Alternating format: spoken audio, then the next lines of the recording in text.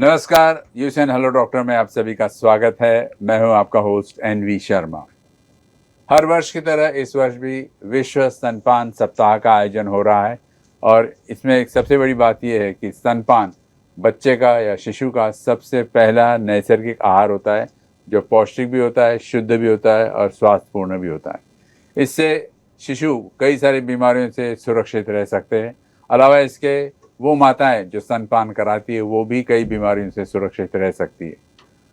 शिशु और माता को क्या लाभ मिलता है स्तनपान कराने से, इसके बारे में तो हम बात करेंगे, लेकिन शिशु और माता अगर स्तनपान नहीं करा रहे तो उससे क्या नुकसान हो सकता है, इसके बारे में भी आज हम बात करेंगे। और इसके लिए आज हमने आमंत्रित किया है आस्था चिल्ड्रन हॉस्पिटल के संचालक और संस्थापक डॉक्टर प्रवीण खापेकर, जो कि नागपुर ही नहीं बल्कि मध्य भारत और पूरे भारत में बहुत मशहूर है अपने कार्यों के लिए। इनसे हम बहुत सारी बातें करेंगे, स्तनपान से जुड़ी और भी बातें करेंगे, लेकिन उससे पहले मैं चाहता कि मैं आपको उनका एक परिचय दे दूं। Can we have the video please. आज हमारे साथ है एक ऐसे डॉक्टर जिनका सपना सिर्फ बच्चों का इलाज करना नहीं बल्कि उन्हें एक स्वस्थ, सशक्त और उज्जवल भविष्य देना है। डॉक्टर प्रवीण खापेकर भारत के जाने माने नवजात शिशु एवं बाल रोग विशेषज्ञ हैं, जो पिछले 25 वर्षों से इस क्षेत्र में समर्पित रूप से कार्य कर रहे हैं। वह Aastha mother and child care hospital एवं Growell 1000 days nutrition and growth centre Ramdaspeth Nagpur के संस्थापक और संचालक भी है। डॉक्टर खापेकर सर का विजन केवल माँ, नवजात शिशु और बच्चों को उच्च गुणवत्ता वाली सेवाएं सहजता से और उचित दरों पर उपलब्ध कराना नहीं है, बल्कि उनका उद्देश्य है कि हर शिशु, हर बच्चा और हर किशोर सही पोषण और सही मार्गदर्शन के माध्यम से शारीरिक, मानसिक और सामाजिक रूप से संपूर्ण विकास करे, ताकि वह स्वस्थ नागरिक बने और उसकी आने वाली पीढ़ियां भी निरोगी और सशक्त रहे।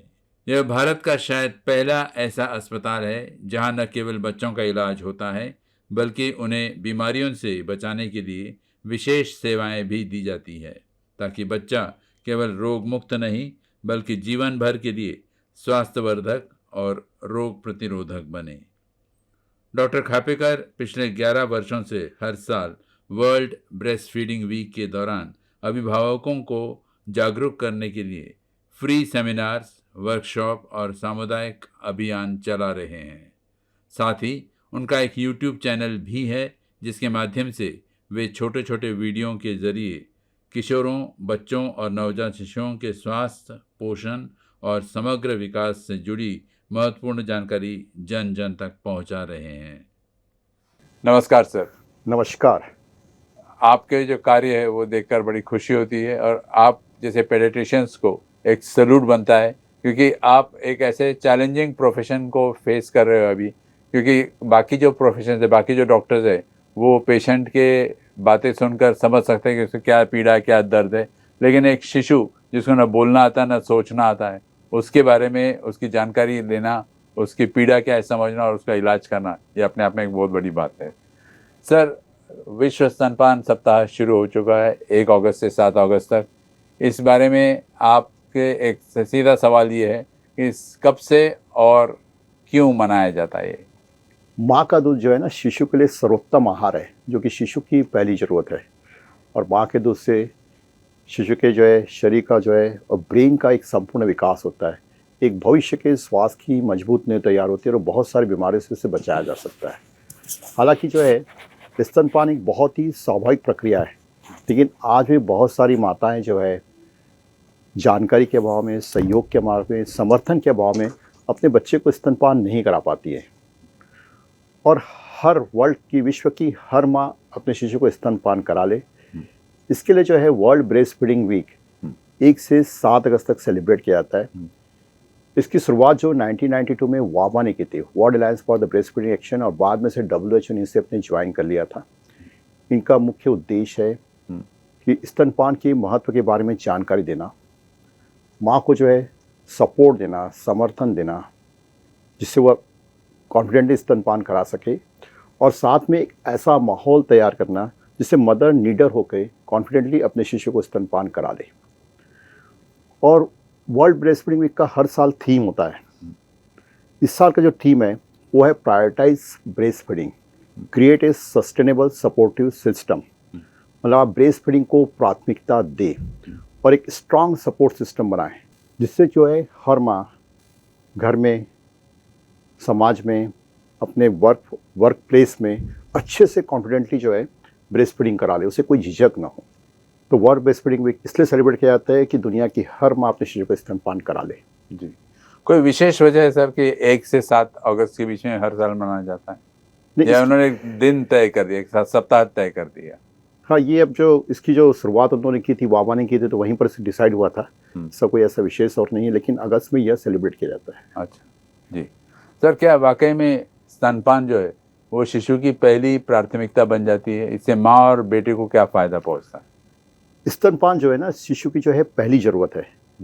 अधिकतर माता पिता जब बच्चे ना बड़े हो जाते हैं, जैसे जैसे बच्चे बड़े होते हैं, तो अपने बच्चे की समस्याओं को लेकर परेशान रहते हैं। सर कि मेरा बच्चा जो है बार बार बीमार पड़ते रहता है, उसे बार बार सर्दी, खांसी, निमोनिया आ जाता है, लूज मोशंस, वॉमिटिंग हो जाती है, बच्चा ठीक से खा नहीं खाता, वह कमज़ोर है, या फिर जो है बच्चे को के मानसिक समस्याओं को लेकर परेशान रहते हैं कि बच्चे में अटेंशन की कमी है, हाइपर एक्टिव है, ठीक से पढ़ता नहीं, इसे याद नहीं रहता, या बच्चा बड़ा होकर मोटापा हो रहा है, या अन्य बीमारियाँ हो रही है, डायबिटीज़, हाइपरटेंशन, कैंसर, ये सब बीमारियाँ हो रही है। इसमें जब हम देखेंगे तो इसमें सबसे जो कॉमन जो कारण है, इसमें इन सब बच्चों को ना 60 से 70% बच्चों को जो है माँ का दूध नहीं मिला रहता है। इसकी वजह से भविष्य में होकर ये सब परेशानियाँ होती है, और काफ़ी बार ना पेरेंट्स परेशान रहते हैं इन सब प्रॉब्लम को लेकर, उनकी समस्या कभी हल नहीं हो पाती है। तो स्तनपान से शिशु को भी फायदे और माँ को भी फायदे हैं। स्तनपान से जो है एक शिशु का जो है अच्छे से संपूर्ण शारीरिक विकास होता है, उसका वजन अच्छे से हेल्दी वेट गेन होता है, हाइट अच्छे से बढ़ती है, मोटापा होने की संभावना कम रहती है। जो बच्चे माँ का दूध पीते हैं उनका IQ लेवल जो ऊपर के दूध पीने वाले से 10% ज़्यादा होता है। उसमें जो बिहेवियरल प्रॉब्लम होने की समस्या कम हो जाती है, जैसे attention deficit, hyper active disorder, autism जैसी समस्या भी होने की संभावना काफ़ी कम हो जाती है। माँ के दूध में जो है सही प्रकार के पोषक तत्व होते हैं, carbohydrate, fat, protein, antibody, immune cells होते हैं जो बच्चों को बीमारियों से बचाते हैं। तो इन बच्चों में जो है निमोनिया, जो कि बहुत ही कॉमन बीमारी, जानलेवा बीमारी है, डायरिया, लूज मोशंस, वॉमिटिंग, कानों का इन्फेक्शन, यूरिनरी ट्रैक्ट इन्फेक्शन, यह सब होने की संभावना बहुत ही कम रहती है जो बच्चे माँ का दूध पीते रहते हैं।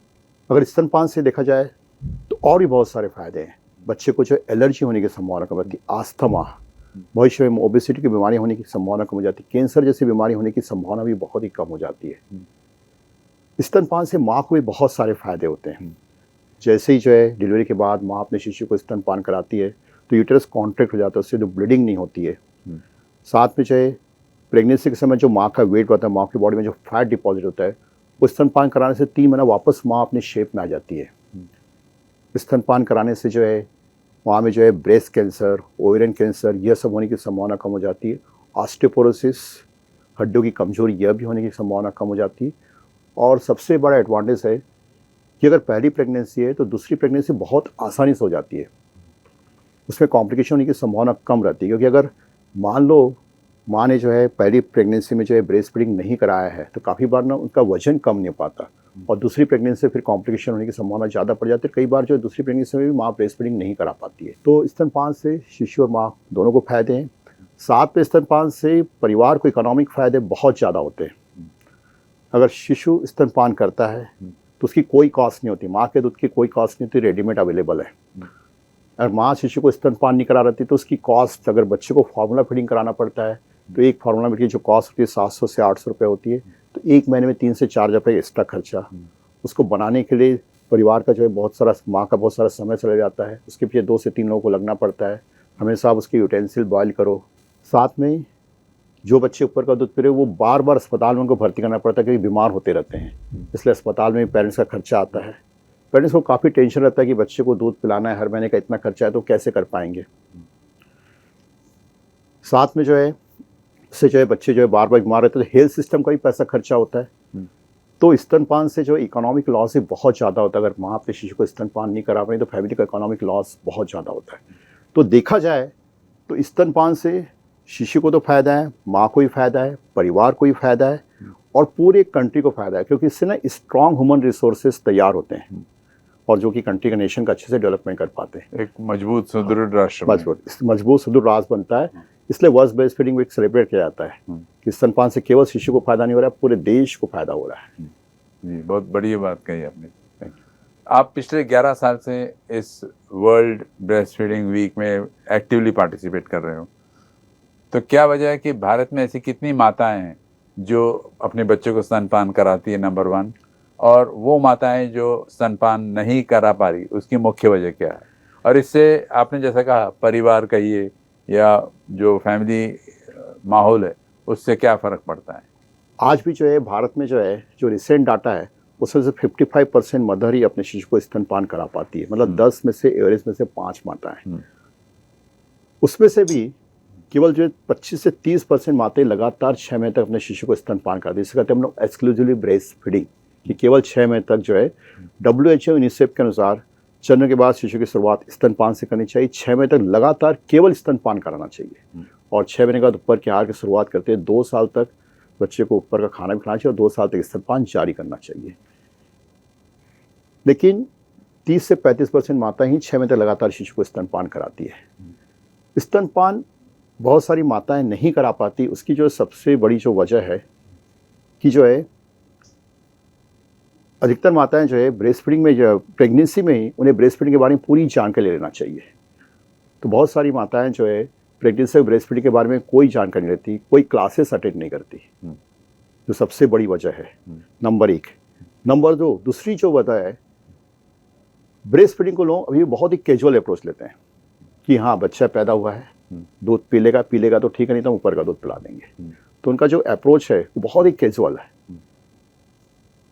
और काफ़ी बार जो है ब्रेस्ट फीडिंग के लिए जो सबसे और इम्पॉर्टेंट बात है कि परिवार वालों से, हेल्थ वर्कर से और साथ में जो भी वर्किंग प्लेस है वहाँ पर उनको अच्छे से सपोर्ट नहीं मिल पाता है, जिसकी वजह से बहुत सारी माताएं ब्रेस्ट फीडिंग नहीं करा पाती।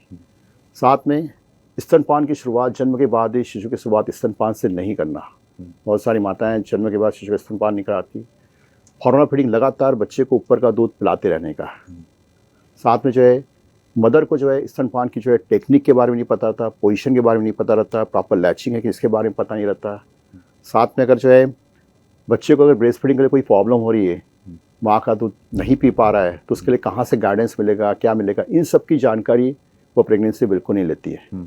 तो इसकी वजह से जो है बहुत सारे शिशु स्तनपान से वंचित रह जाते हैं। जी सर, अभी आपने ऊपर का दूध इसकी बात की आपने, जहाँ माँ पिला नहीं पा रही तो ऊपर का दूध पिला देती है, तो इसमें न्यूट्रिशनिस्ट का कहना है कि गाय का दूध कहिए, भैंस का दूध कहिए, ये इंसानों के लिए बना ही नहीं बना हुआ है। हाँ। जो बच्चे का जो शरीर है केवल माँ के दूध के लिए बना हुआ है, उसके हिसाब से उसका मेटाबॉलिज्म, उसके हिसाब से उसका जीआईटी सिस्टम तैयार हुआ है। अगर यहाँ पर आप ऊपर का दूध पिलाते हो, गाय का दूध पिलाते हो, भैंस का दूध पिलाते हो, तो फॉर्मूला मिल्क पिलाते हो, तो बच्चे का जो जैसा डेवलपमेंट होना चाहिए फिजिकल और ब्रेन का डेवलपमेंट वैसा नहीं होगा। वो बिल्कुल डिफरेंट डायरेक्शन में जाएगा, या तो बीमारी की तरफ चला जाएगा। इससे उनके शारीरिक और ब्रेन के विकास पर फर्क पड़ता है। डिलीवरी के बाद माँ बच्चे को दूध पिला सके, इसकी तैयारी कब से और कैसे शुरू करनी चाहिए? हाँ, वैसे देखा जाए तो आपको एक बहुत इंपॉर्टेंट जानकारी दे रहा हूँ कि डिलीवरी के बाद माँ अपने शिशु को स्तनपान करा ले, इसकी तैयारी जो है प्रेगनेंसी के पहले करना चाहिए। अच्छा, शुरुआत प्रेगनेंसी के पहले करना चाहिए, शुरुआत कंसीव करने के पहले ही करना चाहिए। इसका रीज़न ये है कि सबसे पहले जो है माँ का जो है BMI नॉर्मल होना चाहिए। प्रेगनेंसी के पहले 18 से 25 BMI होना चाहिए, क्योंकि आप देखने में आता है कि बहुत सारी जो मदर ओबेज है, प्रेगनेंसी के पहले ओबेज रहती है, तो प्रेगनेंसी में कॉम्प्लिकेशन आते हैं। और बहुत सारी माताएं जो ओबेज माताओं को दूध अच्छे से नहीं आता बाद में, डिलीवरी के बाद में। तो प्रेगनेंसी सक्सेसफुल हो और प्रेगनेंसी के बाद माँ अच्छे से अपने दूध शिशु को दूध पिला ले, इसके लिए सबसे पहले ज़रूरी है कि प्रेगनेंसी के पहले माँ का BMI 18 से 25 के बीच में होना चाहिए। अगर माँ बहुत ही ओबेज है, ओवरवेट है, तो प्रेगनेंसी में कॉम्प्लिकेशन आती है और बाद में बहुत सारी माताओं को दूध नहीं आता। नंबर 2, प्रेगनेंसी के समय हर माता ब्रेस्ट फीडिंग के बारे में पूरी जानकारी ले ले। ब्रेस्ट फीडिंग के क्या एडवांटेज है, इससे माँ और बेबी को क्या एडवांटेज होते हैं, स्तनपान की शुरुआत कब करनी चाहिए, स्तनपान के पूरे पोजीशन के बारे में सीख ले, लैचिंग कैसे होना चाहिए उसके बारे में सीख ले। अगर किसी कारणवश माँ अपने शिशु को दूध नहीं पिला तो मिल्क कैसे एक्सप्रेस करना, उसको कैसे यूटिलाइज करने का, इसके बारे में अच्छे से समझ ले। अगर डिलीवरी के बाद भी 3-4 दिन बाद अगर माँ अपने शिशु को ब्रेस्ट फीडिंग नहीं करा पा रही है तो उसकी प्रॉब्लम कैसे सॉल्व होगी, कैसे होगी, इसके लिए पहले से ही वो जान के लेते कि मुझे कहाँ से मार्गदर्शन मिल पाएगा। तो इन सब चीज़ों की जानकारी अगर वो डिलीवरी के पहले ही ले लेती है तो ये सब कॉम्प्लिकेशन होने की संभावना नहीं होती है। तो शी इज प्रिपेयर्ड। हाँ, तो माँ अपने शिशु को अच्छे से स्तनपान करा लेती है। और दूसरी सबसे जो इम्पोर्टेंट बात है जो मैं आपको यहाँ पर मैसेज देना पाऊँ जितने भी लोग देख रहे हैं, डिलीवरी के पहले यह सुनिश्चित कर ले कि जन्म के बाद शिशु माँ का दूध पिए। क्योंकि बहुत सारे लोग ऐसा है कि प्रेगनेंसी जब डिलीवरी होती है बच्चा बाहर आ गया उसके बाद सब भूल जाते कि बच्चा जो स्तनपान कर रहा है कि नहीं कर रहा है। डिलीवरी का अर्थ होता है कि बच्चा जो है माँ के गर्भ से निकलकर जो है शिशु स्तनपान तक शिशु माँ के ब्रेस्ट तक पहुँचे, तब हम समझेंगे कि डिलीवरी जो है कंप्लीट हुई है करके। अगर वो शिशु स्तनपान नहीं करता डिलीवरी के बाद, इसका मतलब डिलीवरी पूरी नहीं हुई है। अगर हम ऐसी सोच रखें तो जो है हर माँ अपने शिशु को स्तनपान करा देगी। काफ़ी इंपॉर्टेंट जानकारी है। और साथ में एक और मैसेज आपको देना चाहता हूँ कि डिलीवरी के पहले जहाँ पर भी आप डिलीवरी करा लिए वहाँ पर पहले से चेक कर लीजिएगा कि वहाँ का हेल्थ वर्कर जो स्टाफ कितना सेंसिटिव है ब्रेस्ट फीडिंग के प्रति। काफ़ी बार जो है हेल्थ वर्कर या वहाँ का जो हॉस्पिटल जो है बहुत ही सेंसिटिव नहीं रहता, और काफ़ी बार जो है बच्चा अगर जो है माँ का दूध नहीं भी पा रहा है तो काफ़ी बार लोग टॉप फीडिंग जो है एडवाइस कर देते हैं, जो कि बिल्कुल भी गलत है। तो डिलीवरी के पहले हर पेरेंट्स से ज़रूर चेक कर लीजिएगा कि वहाँ का जो स्टाफ है ब्रेस्ट फीडिंग के प्रति कितना सेंसिटिव है, इस बात की भी जानकारी जरूर लीजिएगा। जी सर, जन्म देने के बाद कब से स्तनपान कराना शुरू करनी चाहिए माँ ने, नंबर 1, और इस समय उसने किन बातों पर ध्यान देना चाहिए? जन्म के बाद में पहले घंटे के अंदर ही शिशु को स्तनपान की शुरुआत करनी चाहिए, क्योंकि पहले घंटे का शिशु बहुत ही एक्टिव होता है। तो बच्चा जैसे ही माँ के गर्भ से बाहर निकला, बच्चा अच्छे से ब्रीदिंग दे रहा है, सब कुछ बराबर, उसको बिल्कुल ड्राई करना चाहिए, कपड़े में रख के अच्छे से ड्राई कर लीजिए और तुरंत जो है मदर को दे देना चाहिए। अगर नॉर्मल डिलीवरी तो आप 1 घंटे के अंदर स्तनपान की शुरुआत जरूर करिएगा। अगर सीजर ऑपरेशन से बच्चा हुआ तो स्तनपान की शुरुआत 4 घंटे के अंदर कर लेना चाहिए। आप अपने हेल्थ वर्कर के सपोर्ट से जो है सीजर के बाद भी आप 4 से 6 घंटे के अंदर स्तनपान की शुरुआत कर सकते हैं। जैसी जो है माँ अपने शिशु को स्तनपान कराती है, वैसी माँ और शिशु के बीच में एक बॉन्डिंग होती है। शिशु अपनी माँ को पहचानना चालू कर देता है। फिर शिशु अपनी माँ को जो है माँ के दूध के स्मेल और टेस्ट से पहचानता है। ठीक है, और यहाँ पर जो है सक्सेसफुल ब्रेस्ट फीडिंग की शुरुआत हो जाती है। और यह भी देखने में आया है कि जो शिशु जन्म के बाद आधे घंटे के अंदर माँ का दूध लेते हैं उनका ब्रेन डेवलपमेंट दूसरों से ज़्यादा होता है। इसके ऊपर भी रिसर्च किया गया है। तो इसलिए जो है इसके सारे इतने सारे एडवांटेजेस है, इसलिए जो है स्तनपान की शुरुआत 1 घंटे के अंदर कर देना चाहिए। नंबर 1। नंबर 2, अगर किसी कारणवश माँ शिशु को स्तनपान नहीं करा पा रही है, जैसे बच्चा प्रीमेच्योर पैदा हो गया, कमज़ोर पैदा हो गया, अस्पताल में भर्ती हो गया, तो ऐसी स्थिति में क्या करना है, आपको 6 घंटे के बाद ही मिल्क एक्सप्रेस करना चालू कर देना चाहिए, जिससे मिल्क का प्रोडक्शन होना स्टार्ट हो जाए। इस बात का भी ध्यान रखें। शिशु को जो है दिन में 8 से 12 बार फीडिंग करा सकते। जब शिशु होता है तब बच्चे को जो है स्तनपान कराना चाहिए, इस बात का ध्यान रखिएगा। साथ में जो है शिशु की जो है स्तन पर पकड़ कैसी है, उसकी लैचिंग कैसी है, इस बात पर भी ध्यान रखने का है। नॉर्मल जो लैचिंग होती है ना, उसमें जो है शिशु का जो निप्पल के पीछे का जो भाग रहता है एरियोला, वो बच्चे के मुंह के अंदर रहना चाहिए, क्योंकि जो मिल्क जो डक्ट होती है उसके नीचे जो काला वाला भाग होता है उसके नीचे होता है, तो उसकी जो पोजीशन पूरा एरोला उसके मुंह में रहना चाहिए, जिससे जो है टंग से कॉम्प्रेस कर सके डक्ट को। यह भी ध्यान रखना चाहिए। अगर जो है साथ में यह भी चेक करो कि जो शिशु माँ का दूध पी रहा है तो सफिशिएंट है कि नहीं है करके, इस बात पर भी ध्यान रखने का है। अगर किसी कारणवश शिशु ब्रेस्ट फीडिंग नहीं करता तो आप अपने जो है हेल्थ वर्कर से सपोर्ट लेना चाहिए, गाइडेंस लेना चाहिए, जिससे हर माँ अपने शिशु को स्तनपान करा सके। Sir, I was going through some medical report जिसमें देखा कि मदर ने जन्म तो दे दिया बच्चे को, लेकिन मिल्क सीक्रेट नहीं हो रहा उसमें, तो what could be the reason और उसको कैसे ओवरकम किया जा सकता है? नहीं, काफ़ी बार ऐसा बहुत ही कम होता है, बहुत ही कम केसेस में, जो हार्डली 1 से 2% केसेस में होता है कि मिल्क सीक्रेट नहीं होता। अधिकतर माताओं को मिल्क सीक्रेट होता है अच्छे से, लेकिन काफ़ी बार ऐसा भी होता है कि हम लोग इस बात पर ध्यान, कुछ मदर को जो है मिल्क सीक्रेट जो है कुछ लेट भी होता है, इमीडिएटली जो है, जैसे बहुत सारी माताएं जो है ना सोचती है, उम्मीद बना के रखिए कि पहले 1-2 दिन तक मिल्क नहीं आया मतलब मेरे को मिल्क नहीं आएगा। तो कुछ माताओं को जो है मिल्क जो है थोड़ा लेट भी आता है, 2 से 3 दिनों के बाद भी आता है। ठीक है, काफ़ी बार हम वो सब चीज़ें चेक नहीं करते, लेकिन ये देखने में आया कि अधिकतर माताओं को मिल्क आता है। तो इसके लिए कोई लैक्टोस इंजेक्शन वगैरह कुछ है ऐसा? नहीं, इसके लिए कुछ मेडिसिन दी जाती है। हाँ। सबसे पहले तो जैसे नॉर्मली जो है ना, पहले जो मिल्क आता है बहुत ही कम मात्रा में होता है, कोलेस्ट्रम करते हैं, छींक करते हैं। ये मिल्क की क्वांटिटी बहुत ही कम होती है, 5 से 10 ml मिल्क होता है।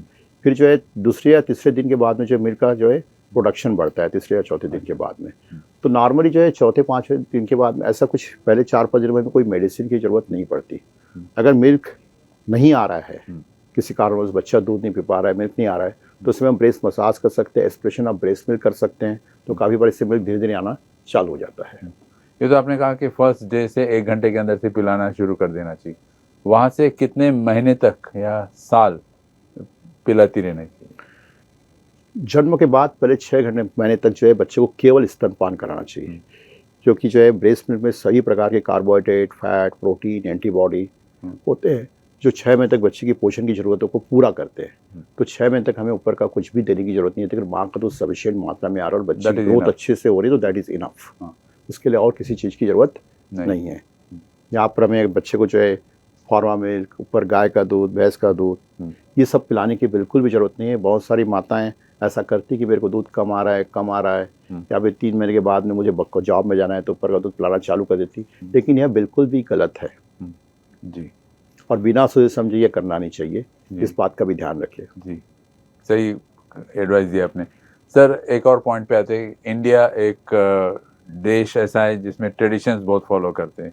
Why India? कोई भी कंट्री देखिए, उनके अपने अपने ट्रेडिशंस होते हैं। हाँ, कई बार देखा गया कि जैसे ही बच्चे का जन्म हुआ तो माँ या फैमिली मेम्बर्स उसको गुट्टी पिला देते या हनी शहद चटा देते या गाय का दूध या पानी पिला देते। ये कहाँ तक सही है?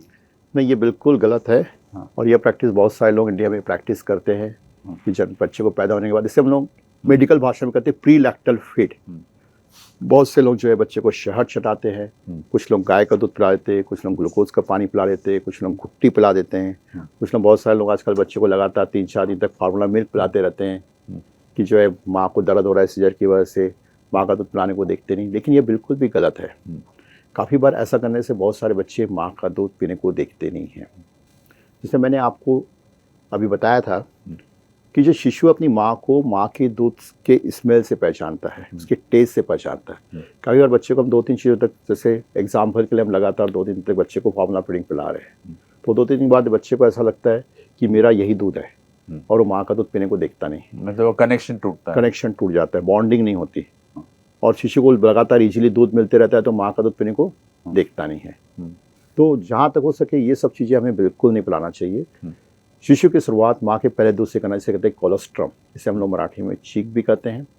इससे सही प्रकार के पोषक तत्व, इसकी क्वांटिटी बहुत ही कम होती है। इससे प्रोटीन होता है, एंटीबॉडी होते हैं, विटामिन होते हैं, और शिशु के लिए पहले वैक्सीन का काम करते हैं, और ये शिशु को बहुत सारी बीमारियों से बचाते हैं। तो आप शहद देते हो, चटाते हो, ठीक है, इससे अच्छा आप जो है हमारी मेडिकल भाषा में बोलते हैं कोलेस्ट्रम पेंटिंग करना चाहिए।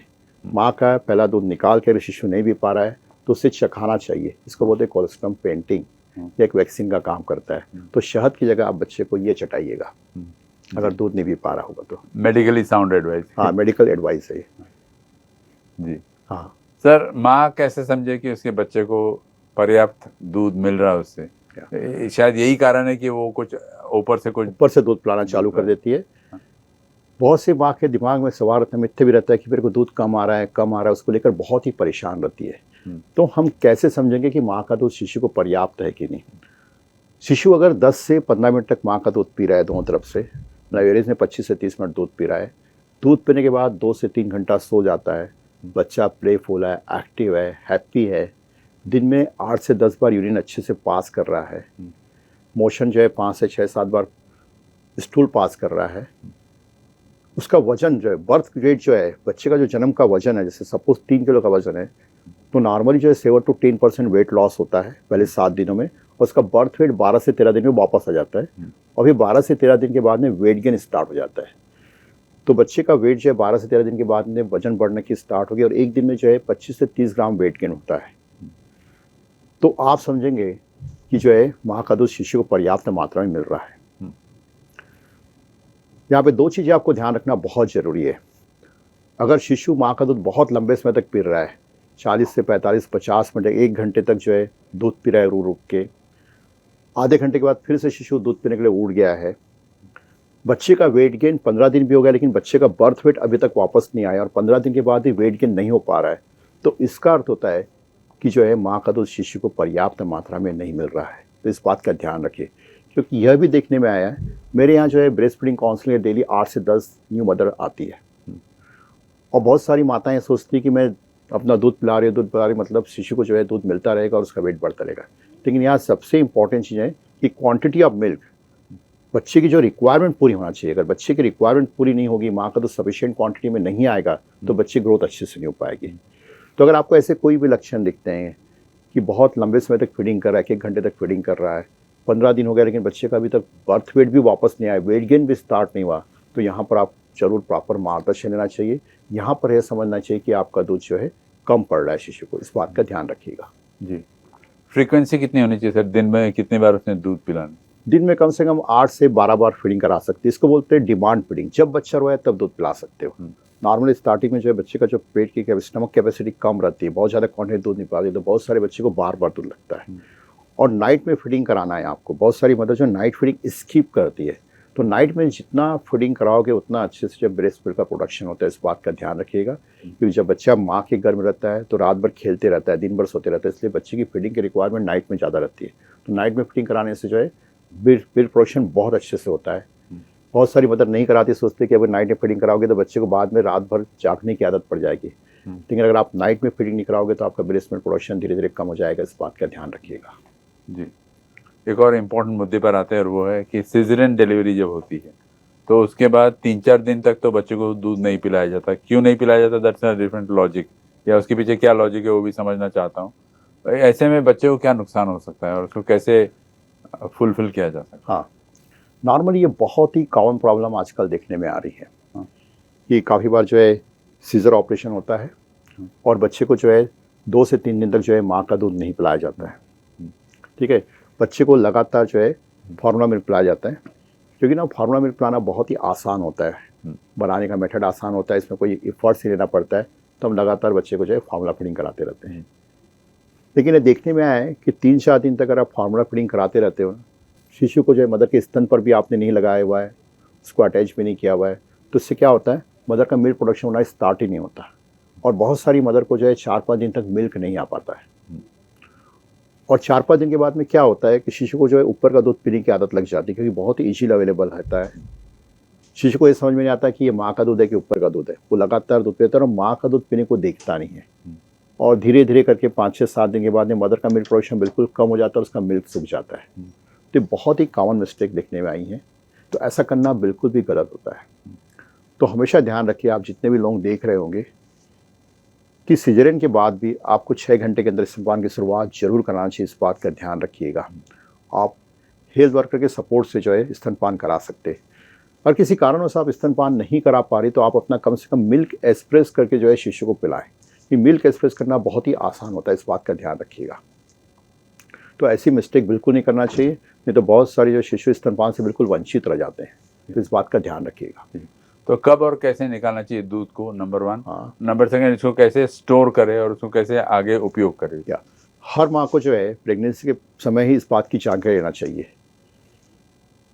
हमें कब कब दूध निकालना पड़ता है। अगर किसी कारणवश जो है शिशु जो है माँ का दूध नहीं पा रहा है, मदर के निप्पल में कोई प्रॉब्लम है, फ्लैट निप्पल है, इन्वर्टेड निप्पल है, या फिर जो है शिशु समय से पहले पैदा हो गया, उसका वजन 2.5 किलो के कम है, तो काफ़ी बार ऐसे शिशु का सकिंग रिफ्लेक्स बहुत ही कम होता है, अच्छे से लैच नहीं कर पाते हैं। या फिर जो है शिशु जो है स्तन एनआईसीयू में भर्ती हो गया, जहाँ पर डिलीवरी वहाँ से छोड़ के दूसरे एनआईसीयू में भर्ती हो गया, और वहाँ पर भी जो है बच्चे को जो है उस समय भी जो है माँ को एक्सप्रेशन करने की ज़रूरत पड़ती है, या फिर माँ को जो है जॉब में जाना होता है, तो तब भी मिल्क एक्सप्रेस करके वो दूध को यूज़ कर सकती है। WHO के अनुसार अगर शिशु जो है डायरेक्ट ब्रेस्ट फीडिंग नहीं कर पा रहा है तो सेकंड जो मोस्ट इंपॉर्टेंट मिल्क है माँ का एक्सप्रेस किया हुआ मिल्क, या कोई भी हेल्दी मदर का एक्सप्रेस किया हुआ मिल्क भी जो है शिशु को पिला सकते हैं, इस बात का ध्यान रखिएगा। अगर आपको शॉर्ट टाइम के लिए मिल्क एक्सप्रेस करना है तो आप हाथों से अच्छे से मिल्क एक्सप्रेस कर सकते हैं। एक स्टील का यूटेंसिल डब्बा ले लीजिएगा, आप उसको अच्छे से बॉयल कर लीजिएगा, ठीक है, आप उसमें मिल्क एक्सप्रेस करके रख सकते हो। नॉर्मल रूम टेम्परेचर में आप 4 से 6 घंटा रख सकते हो, और आपको ज़्यादा समय के रखना है तो फ्रीज़र के नीचे वाले कंपार्टमेंट में जहाँ टेम्परेचर 4 से 4 डिग्री सेंटीग्रेड होता है, उसमें आप 3 दिन रख सकते हो और फ्रीज़र में आप 3 से 6 महीने तक दूध को स्टोर करके रख सकते हो। और फ्रिज में किया हुआ मिल्क को आपको गर्म करके पिलाना है, उसको गर्म पानी में डुबाना है आपको, और फिर जो मिल्क जो है लेके जो है अपने हाथों के ऊपर ड्रॉप डालने का है। वो मिल्क का टेम्परेचर आपके हाथ का टेम्परेचर मैच होना चाहिए, तब आप वो दूध शिशु को पिला सकते हैं। इस बात का ध्यान रखिएगा। सिंपल लॉजिक है। या और दूसरी चीज़ जो सबसे इम्पॉर्टेंट जो गलतियाँ जो मदर्स करती है कि जैसे 3 महीने के बाद उसको जॉब में जाना है, तो काफ़ी बार मदर क्या करती है कि ऊपर का दूध पिलाना चालू कर देती है, बॉटल से, फार्मूला दूध, गाय का दूध। यह बिल्कुल भी गलत है। यहाँ पर इसकी जगह आप जो है एक इलेक्ट्रिक ब्रेस्ट पंप खरीद लीजिएगा। इलेक्ट्रिक ब्रेस्ट पंप से आप जो है मिल्क एक्सप्रेस करके वो स्टोर करके आप अच्छे से यूज़ कर सकते हो। आपको ऊपर का दूध पिलाने की ज़रूरत नहीं है, इस बात का भी ध्यान रखिएगा। अगर आपको लंबे समय के लिए मिल्क एक्सप्रेस करना है, 2 महीना 3 महीना आपका शिशु बहुत ही प्रीमेच्योर पैदा हुआ, तो ऐसे समय में आपको इलेक्ट्रिक ब्रेस्ट पंप ले लेना चाहिए। इस बात का ध्यान रखिएगा। वो कौन से कारण है सर, जिससे आपने एक कारण तो बताया है, इसके अलावा और कौन से कारण है जिससे माँ का दूध कम हो जाता है और उसको कैसे बढ़ाया जा सकता है? या माँ का दूध कम होने के जो सबसे इम्पोर्टेंट जो कारण देखने में आता है कि शिशु को जो है जन्म के बाद लगातार ऊपर का दूध पिलाते रहना है, स्पेशली जो है बॉर्डर फीडिंग कराना है। इससे क्या होता है, बच्चे को जो है निप्पल कन्फ्यूज़न होता है, क्योंकि बॉर्डर फीडिंग का निप्पल बहुत ईजिली होता है, इसमें ना पीछे का एरियोला पार्ट नहीं होता और बच्चे को बहुत ही ईजिली मिल्क मिलते रहता है। तो बहुत सारे बच्चे जो है माँ का दूध पीने को देखते नहीं हैं। दूसरी जो प्रॉब्लम है कि बच्चा अच्छे से लैच नहीं कर पा रहा है, या तो मादर के निप्पल में कोई प्रॉब्लम है, स्तन पर उसकी पकड़ अच्छे से नहीं है, उसकी वजह से काफ़ी बार जो है मदर को जो है परिवार से या फैमिली से जो अच्छे से सपोर्ट सिस्टम नहीं मिल पाता ब्रेस्ट फीडिंग के लिए। मदर काफ़ी तनाव में रहती है, तो उसके हार्मोन अच्छे से काम नहीं करते। मदर का जो डाइट इंटेक, न्यूट्रिशन इंटेक बहुत ही कम रहता है, इसकी वजह से भी अच्छी मात्रा में मिल्क नहीं आ पाता। तो यह सब जो कारण है, साथ में जो है काफ़ी बार जो है मदर के साथ अगर ब्रेस्ट फीडिंग में कोई प्रॉब्लम है तो अपनी वो प्रॉब्लम भी शेयर नहीं करती है। तो इसकी इन सब कारणों की वजह से जो है माँ का दूध जो है धीरे धीरे कम हो जाता है। तो माँ का दूध अच्छे से आए इसके लिए क्या करने का है? सबसे पहले तो है बच्चे को ऊपर का दूध जो फार्मूला दूध पिला रही हो पिलाना आप बिल्कुल भी बंद करिएगा। बॉटल से दूध बिल्कुल भी ना पिलाइएगा। साथ में जो है बच्चे को जो है डिमांड फीडिंग कराना है, जब भी बच्चा जो है रोए तब फीडिंग कराना है। नंबर 4, किसी कारणवश अगर जो है शिशु स्तनपान नहीं कर पा रहा, निप्पल में प्रॉब्लम है या बच्चे में कोई प्रॉब्लम है, प्रीमैच्योर है, लो बर्थ वेट है, तो अपना एक्सप्रेस किया हुआ मिल्क ही शिशु को पिलाएं। आप जितना ज़्यादा एक्सप्रेशन करोगे उतना ज़्यादा मिल्क बढ़ेगा और उससे आपका मिल्क प्रोडक्शन अच्छा रहेगा। मिल्क बढ़ाने का सबसे आसान तरीका है कि फीडिंग कराने के बाद भी मिल्क एक्सप्रेस करते रहिएगा। उससे आपको पता भी चलेगा कि आपका मिल्क कितना बन रहा है, कितना बढ़ रहा है।